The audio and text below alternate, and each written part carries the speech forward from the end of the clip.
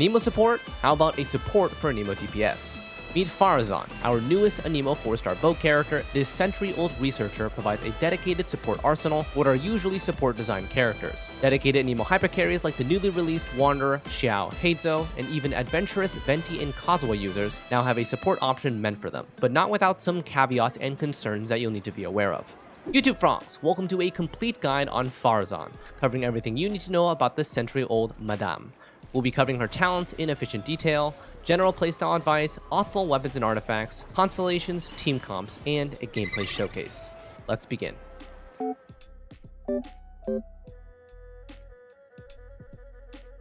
From Constellation 0 to Constellation 6, Faruzan starts and remains a dedicated support for Anemo DPS, not to be confused with, quote, Anemo supports. Her design very closely resembles that of Sara for electro characters. Her support capabilities are centered around her elemental burst, with conditional energy generation available via a combo of her elemental skill into charge shot. With an expensive burst at 80 energy per 20 seconds and limited energy generation, Constellation 0 Faruzan, only with proper investment, is able to maintain consistent Anemo damage bonus and resistance shredding. Her active talents can be broken down as the following. Elemental burst is the focus of her kit and the best scaling talent. Shreds Anemo resistance, buffs Anemo damage, and provides soft base attack transfer via a passive talent. Elemental skill is the energy generation portion of her kit, but it's locked behind an enhanced charge attack. Normal charge talent is only used as a catalyst for Vonius procs, or to use her elemental skill's second half ability.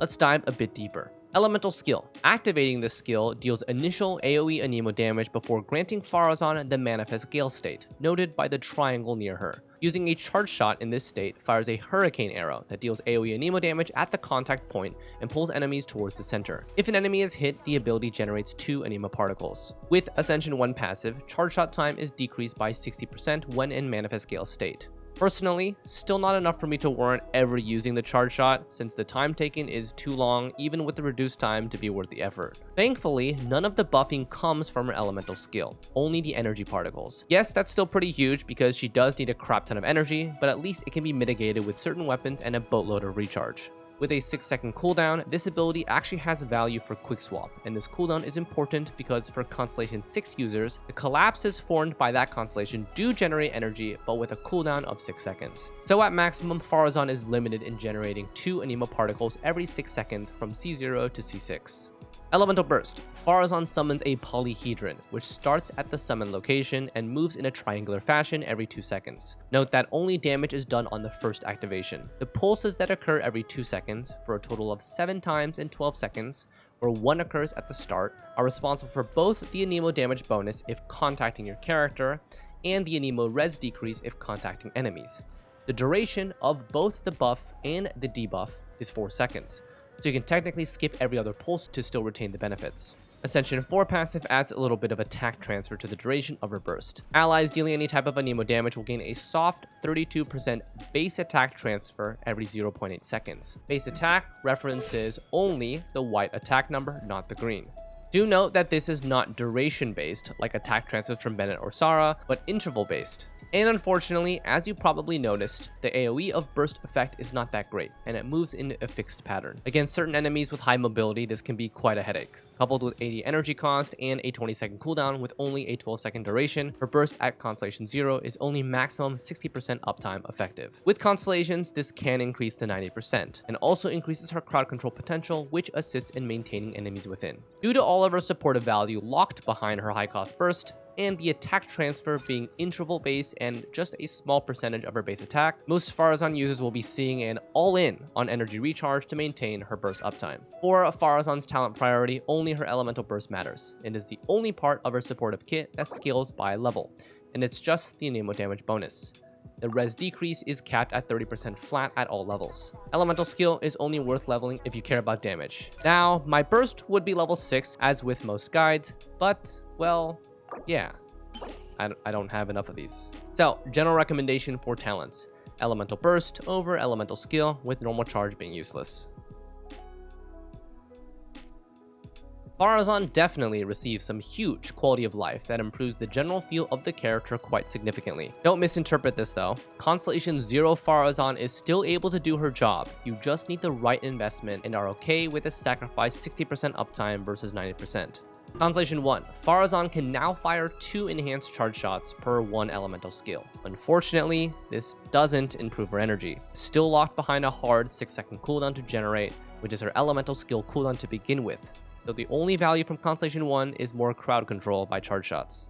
Constellation 2. Plus 6 seconds to her burst duration from 12 to 18 seconds. This enhances her uptime from 60 to 90%, which is the second largest quality of life for her general playstyle. C3, C5, plus 2 levels to skill and burst respectively. Burst gaining 3 levels at C5 is softly beneficial for increased Anemo damage bonus. C4, flat energy return for Faruzan when the AoEs from her enhanced charge shots hit enemies. 2 for 1 opponent, 0.5 for each additional, capped at 4 flat energy at 5 enemies. By itself, C4 is only useful if you use enhanced charge shots. That's when we get to Constellation 6. Not only does her burst buff grant 40% Anemo crit damage, but the active character can now generate her elemental skill collapses for free without Faruzan needing to charge shot. This is quite significant, because not only does it remove reliance on her charge shot, it also improves crowd control and generates energy off-field at her standard ability of 2 Anemo orbs every 6 seconds. It also makes Constellation 4 way more valuable as well, since these pressurized collapses are the same thing mentioned here. C6 basically connects all the rest of her kit. It also makes her Constellation 1 useless, and as we mentioned, it makes C4 way more valuable. So, while Constellation 0 Faruzan is self-sustainable for what she does, it's clear that her constellations solve a lot of her innate problems. Her energy becomes much better, her clunkiness is solved, and her crowd control improves even when she's not on field. The only thing that still remains is the movement of her elemental burst, which will require you to make sure you're fighting around it to maintain the buff debuffs. Alright, let's build her up. As an elemental burst-based support, Faruzan's best weapon choices revolve around ways that maintain her energy and or benefit her teammates. We basically have 2 options that qualify for her then. 1. Energy recharge focused weapons. Bonus points if they have passives that benefit the team. 2. If energy is manageable by artifacts, then the weapon can be high base attack for her Ascension 4 passive. My personal preference is option 1. Option 2 is okay, but her attack transfer is not nearly as strong as Sarah or Bennett's because she provides additional sources of buff debuffing not reliant on her stats. Best in slot choice for all players out there, Favonius Warbow. 55+% energy recharge at 80+, and energy beneficial passive that we all know and love. Second best general use choice, Elegy for the End. Equally high amount of energy recharge secondary that trades team energy particles for elemental mastery and attack percent boost. All the other energy recharge weapons are suitable options just for the recharge stat. These include Fading Twilight, Sacrificial Bow, and End of the Line. Otherwise, if you aren't having energy issues and want to trade your weapon for higher base attack transfer, the old reliable Skyward Harp is the best choice. It's the only 674 base at level 90, and the crit rate crit damage allow her to also deal a little damage herself. Artifacts. To no surprise, Faruzan follows the standard for general supports. 4-piece Noblesse for team attack percent buff on a 60% uptime. 4-piece Exile also works strictly for recharge purposes as a 4-star set. Note, due to lower total stat cap on 4-star artifacts, make sure that her timepiece is an off-piece for the highest recharge. 4-piece Emblem grants her an extra 20% recharge and a little more punch to her own burst nuke, sacrificing team stats. 4-piece Tenacity. This is a C6 only build due to the pressurized collapses happening every 3 seconds. And for driver compositions when you're running Faruzan with your Anemo carry, but also enabling some strong off-field supports like Xingqiu or Official, 4-piece Virtus Inventor can be used on her and will provide more overall DPS than the small 20% attack amount.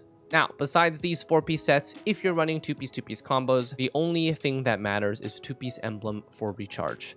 Nothing else comes even close, because at the end of the day, if your burst uptime is not there, then she's a sitting duck. Main stat choices. No real surprise to be had here. Faruzan follows the standard support layout. Energy recharge timepiece into Anemo Goblet into a crit mask. The mask is 99% of the time going to be crit rate, especially if you're running Favonius, with 1% going crit damage to show off her burst damage to their friends. For total energy recharge, honestly, you're going to want as much as possible. Personally, I'm hitting just about 250%, and I'd be happy for more. Team compositions. Well, Faruzan only has one reason to be on a team, the buff and Anemo hypercarry. So she follows really whatever is best for that character. Our current Anemo hypercarry roster consists of 3 well-defined ones and 2 adventurous ones. Our 3 well-defined ones are Wanderer, Xiao, and Heizo. all of whom which get significantly stronger with Faruzan. Wander and Xiao are normal charge punch based, and Heizo's damage is mostly centered around its elemental skill punch. Faruzan's buff is generic for Anemo damage and Anemo res shred, and crit damage if you have C6, which is great no matter the situation for these three. For those three hyper carries, a new damage per screenshot comp has been floating around. C6 Skyward Faruzan plus Thrilling Tales Tenacity Mona and Aquila or Mistsplitter Bennett. Faruzan will shred resists, provides Anemo damage bonus and Anemo crit damage. Mona provides attack percent from both 4-piece Tenacity and Thrilling Tales, and also damage bonus from her Burst Omen, and Bennett provides more attack. For the adventurers DPS Venti and DPS Coswell gamers, Faruzan also lends her hand here to improve their personal DPS. The template is the same as with the hyper carries. The other two slots are what work best for their specific situations. Alright, here's a showcase of Wanderer with Faruzan and Xiao with Faruzan. She'll be running Favonius Warbow for maximum energy utility with 4-piece noblesse for both situations. My Xiao mechanics are not the greatest, so bear with me on his showcase. Cue the music, Mr. Cope.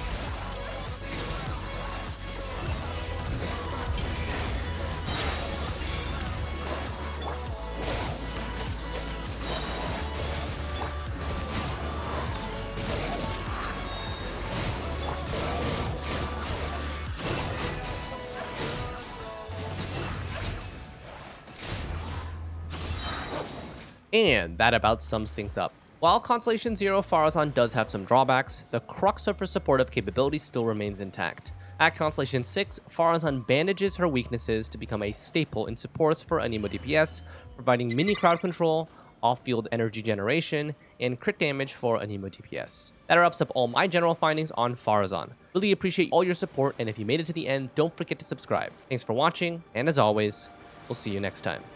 Take care.